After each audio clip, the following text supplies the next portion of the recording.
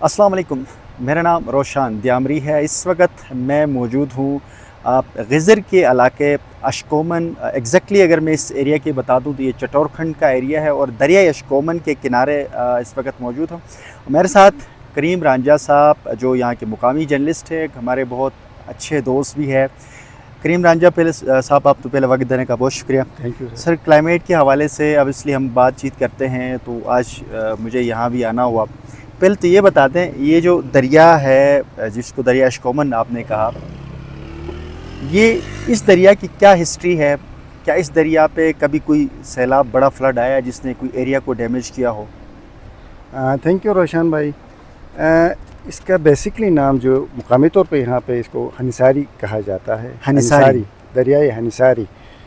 ये इशकोमन से बहता है। इशकोमन का मतलब ये नहीं कि इशकोमन एक तहसील है, फिर ये जाके आगे से जाके कुरुम्बर से लेके पूरा एरिया यहाँ पे ये इसका एक तारीख़ी तौर पर 1905 में कुरुम्बर का जब झील फटा, हमें तो सिर्फ याद है, कहते हैं कि ये दैन और बीच इसके दरमियान जो 1905 का उस वक्त कहते हैं कि बड़े बूढ़े की यहाँ पे एक तख्ता लगा के हम आस पास गुजर जाते थे।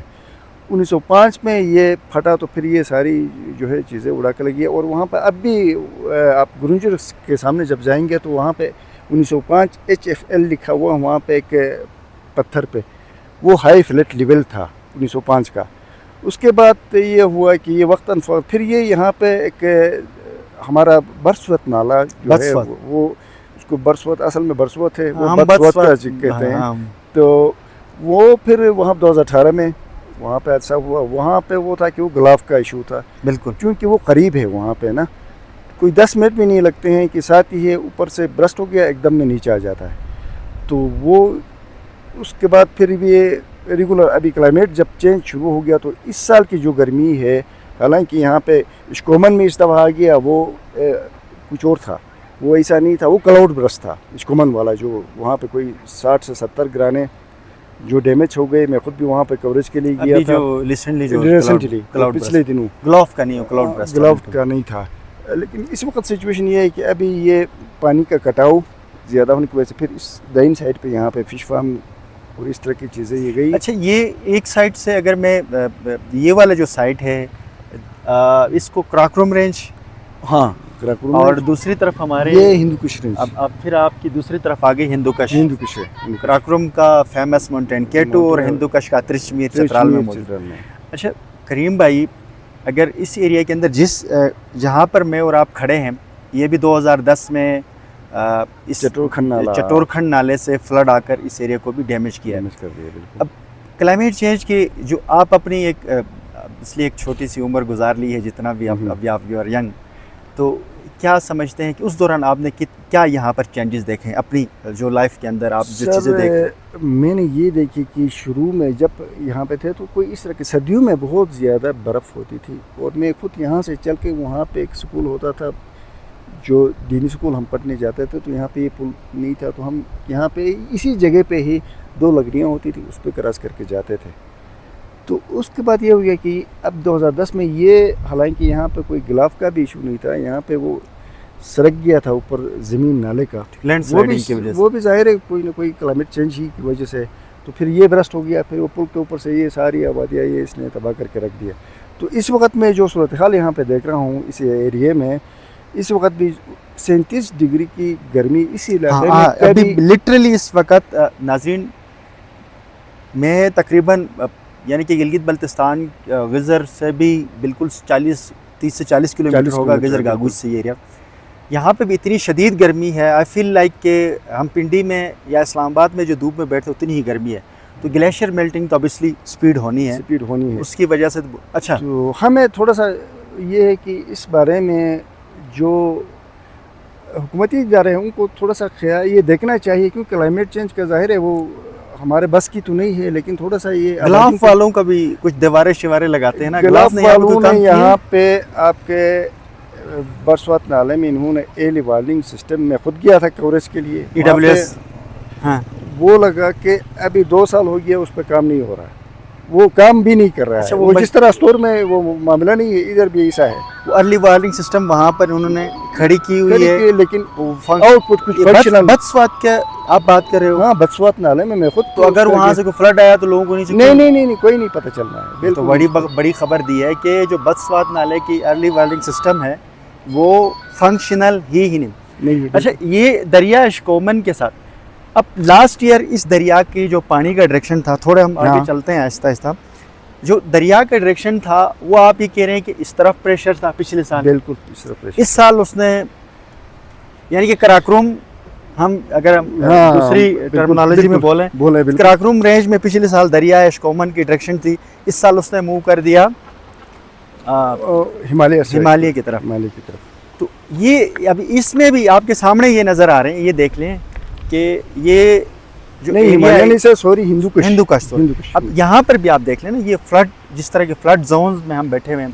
اب ہمارے پیچھے چٹور کھنڈ کا گاؤں ہے اور یہ نالا اب اس لیے چٹور کھنڈ کا ہی نالا جدھر 2010 کا حادثہ ہوا. جتنے جو پروجیکٹس ہیں این جی اوز کام کرتے ہیں، آپ لوکلی جرنلسٹ بھی ہو، میں ہمیشہ دیکھتا ہوں آپ سوشل میڈیا پر آواز اٹھاتے ہو، جتنی کوشش ہوتی ہے لوکل جرنلزم پہ مشکلات بہت ہوتے ہیں، باوجود آپ کام کرتے ہو. یہ جتنے ادارے جو کام کرتے ہیں کتنے مطمئن ہو آپ اداروں کی کام سے؟ یہ جو جس طرح گلوف کا ہے، جس طرح منسٹری آف کلائمیٹ چینج کی ہے، اریگیشن، آگے پیچھے بہت سارے ادارے کام کر رہے ہیں. سر میں اگر سچ بتاؤں تو 1% بھی مطمئن نہیں، لوگ مطمئن نہیں ہے. میری اطمینان سے کیا ہے، لوگوں کا وہ جس طرح خطرے میں آج سے 10 سال پہلے تھے اب بھی ہیں، آج سے 20 سال پہلے تھے، کیونکہ وہ وقتی طور پہ ایک بند بنا کے وہ مسئلے کا حل نہیں ہے، پورا ایک ایشو ہے. اب یہ کلائمیٹ چینج کی وجہ سے سالانہ یہ معاملات ہوتے رہیں گے، اس کے لیے کوئی پلاننگ ابھی تک سامنے نہیں ہے. جو planning U N D P کے تھرو سے بنی تھی، وہاں پہ جو میں نے آپ کو بتا دیا، وہاں پہ برسوات میں جو لگی وہ بھی چل نہیں رہی، کچھ بھی نہیں ہے. تو اللہ کے حوالے ہے سارا معاملہ. اچھا کریم بھائی بہت شکریہ، کال بھی آ رہی ہے. ناظرین یہ جو ایریا ہے کراکروم اور ہندوکش کے بیچ کا جو علاقہ ہے، یہاں پر 2 ایسی لوکیشنز پوائنٹ ہیں.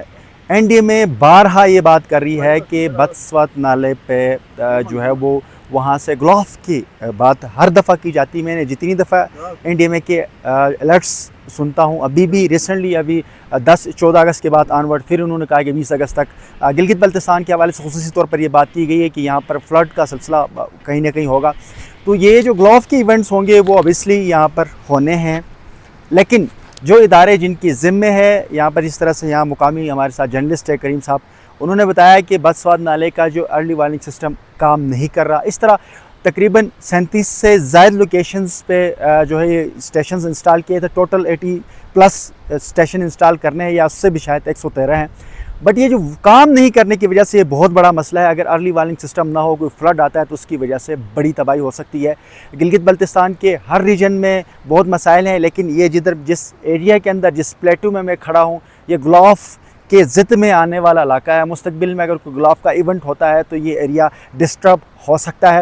کلائمیٹ چینج کی وجہ سے جو ٹمپریچر یہاں پر ہے، شدید دھوپ پڑی ہوئی ہے اس وقت. میں 5 منٹ اگر ہم بندہ کھڑے ہو جائے جل جائے، اتنی زیادہ شدید دھوپ ہے. ایسے میں حکومت پاکستان اور جو ادارے کلائمیٹ چینج کے حوالے سے کام کرتے ہیں، جو اسلام آباد سرینا ہوٹلز میں بیٹھ کر، میریٹس ہوٹل اور 5 اسٹار ہوٹلوں میں بیٹھ کر پلاننگ اور اسٹریٹجیز بناتے ہیں، ان سے گزارش یہ ہے کہ لوکل کمیونٹی کے ساتھ بیٹھیں. وہاں پر ورکشاپوں میں اپنے 75% بجٹ ضائع کرنے کے بجائے اس بجٹ کو آپ لے کر آئیں، لوکل کمیونٹی پر انویسٹ کر لیں. بڑے بڑے گاڑیوں پر خرچ کرنے کے بجائے، ہوٹلوں میں کروڑوں روپیہ لگانے کے بجائے لوکل کمیونٹی کے اوپر ہمیں خرچ کرنے کی ضرورت ہے. لوکل کمیونٹی اگر امپاور ہوگی، لوکل کمیونٹی کے مسائل حل ہوں گے تو یہ جتنے بھی ڈیمیجز سے بچیں گے. ہر دفعہ فلڈ آتا ہے، گلوف کا ایونٹ ہوتا ہے، کلاؤڈ برسٹ ہوتا ہے، اس کے بعد ایمرجنسی نافذ کی جاتی ہے، وہ پیسے اپنے جیب خرچی کے لیے لگائے جاتے ہیں. اس سے بہتر یہ ہے کہ آپ وقتی طور پر پری پلاننگ کام کر لیں. آپ جو بلاسٹ ہے، کسی بھی گلوف ہے، کوئی بھی ایونٹ ہے، اس سے پہلے اپنے آپ کو تیار رکھیں تاکہ جو عوام ہے وہ اس مسائل سے بچیں، مصیبت سے بچیں. گلوف کی وجہ سے ان کو کوئی ایفیکٹ نہ ہو. گلگت بلتستان کے عوام اس وقت شدید مسائل کا شکار ہے.